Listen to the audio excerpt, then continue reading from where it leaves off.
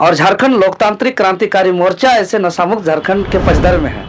लिखित रूप से चेतावनी दी है कि अगर एक भी गैर झारखंडियों को दुकान दिया जाएगा तो सीधे ताला जोड़ेंगे हम लोग और राज्यव्यापी आंदोलन करेंगे। आज लोग जो चिंता व्यक्त कर रहा है, हम उस चिंता को 1 महीना पहले उसको उसी चिंता को आधार पर हम SOP बनाए हैं। अभी तक आपने देवेंद्र नाथ महतो, जो कि छात्र नेता माने जाते हैं और चुनाव भी लड़ चुके हैं, छात्र हित में संघर्ष करते हुए देखा है। लेकिन अभी हम जहां हैं ये उत्पाद भवन है और यहां पर जो भी शराब संबंधी नियमावली बनाई जाती है, बेचने का जो नीति बनती है वो यहीं से होता है।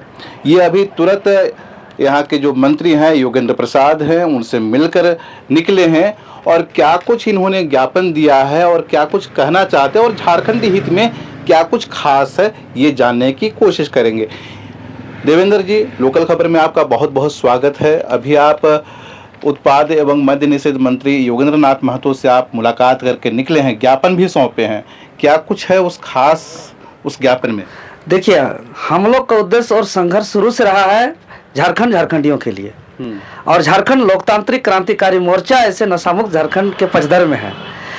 चूंकि वर्तमान सरकार मद्य निषेध नियमावली 2025 का ड्राफ्ट तैयार किया है, जिसमें प्रावधान किया गया है कि जो इनका सरकार का जो स्वामित्व कंपनी है JSBCL झारखंड राज्य बीवरेज कॉरपोरेशन लिमिटेड, अब यह सिर्फ और सिर्फ जो है कि थोक विक्रेता करेगा और बाकी जो खुदरा विक्रेता है इसके लिए और इसका शराब व्यापारियों को लाइसेंस का प्रावधान किया जा रहा है। तो इसी को लेकर के हम कुछ ज्ञापन सौंपे हैं, मांग सौंपे हैं। चूंकि राज्य के अंदर लगभग 1453 जो दुकानें चलती थी पहले, उसमें गिने चुने कुछ ही बाहरी लोग इनका एकाधिकार इस क्षेत्र में जमाए हुए हैं, जो इस राज्य के लिए दुर्भाग्य है। जबकि यह एक ऐसा विभाग है जो सबसे ज्यादा राजस्व इससे उगाही होता है। लगभग 2700 करोड़ से 4000 करोड़ का इन लोग लक्ष्य रखा है एक वित्तीय वर्ष में।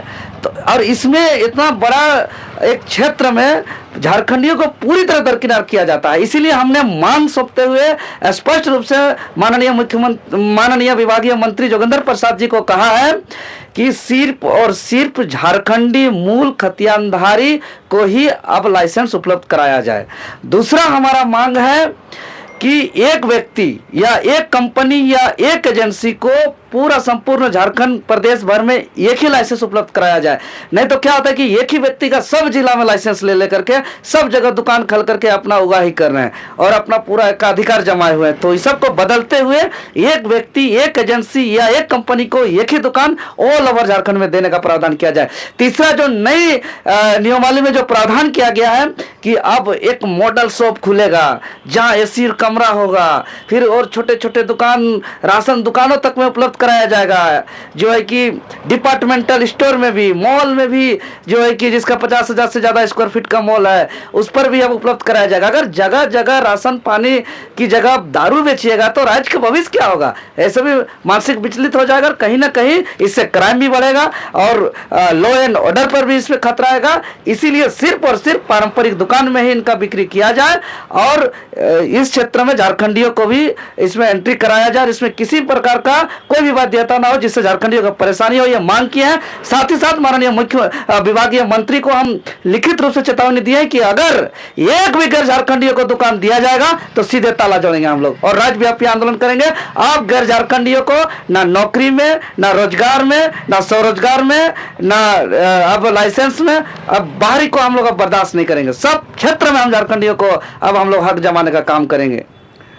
इस पूरे मामले पे विभागीय मंत्री योगेंद्र प्रसाद ने क्या कुछ कहा है, आइए आपको सुनाते हैं। उसके बाद देवेंद्र नाथ महतो से बात और सवाल दोनों जारी रखते हैं। नहीं, बिल्कुल, तो उसी परिसर में तो सबका सुझाव आमंत्रण किया है, सुझाव उनका भी आया है और हम लोग उस पर काम कर रहे हैं। और उसी जो आज लोग जो चिंता व्यक्त कर रहा है, हम उस चिंता को 1 महीना पहले उसको उसी चिंता को आधार पर हम SOP बनाए हैं।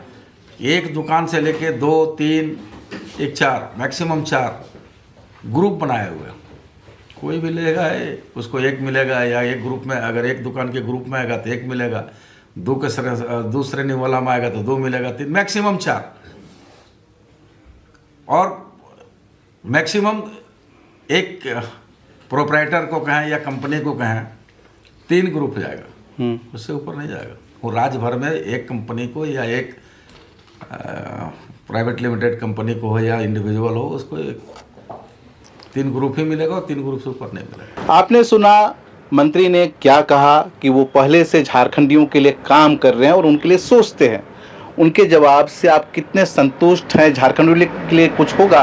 देखिए, हमको कहने का तो सब कोई मीठी मीठी बात बोलते हैं, सब कोई बड़ा बड़ा वादे करते हैं, खतियान का बात सभी करते हैं, झारखंडी आदिवासी मूलवासी की बात सभी करते हैं, लेकिन जब लाइसेंस निर्गत किया जाएगा और उस आंकड़ा पे क्या लिखित रूप से जो उनका सूची जारी होगा उस पर हम बात करेंगे। चूंकि अब सिर्फ मुंह बोली पे नहीं चलेगा झारखंड। अब ठगाने वाला नहीं है कि बच्चा दूध के लिए रोता है, चॉकलेट देने से चुप हो जाता है, बिस्कुट देने से चुप हो जाता है, ये चीज अब नहीं चलेगा।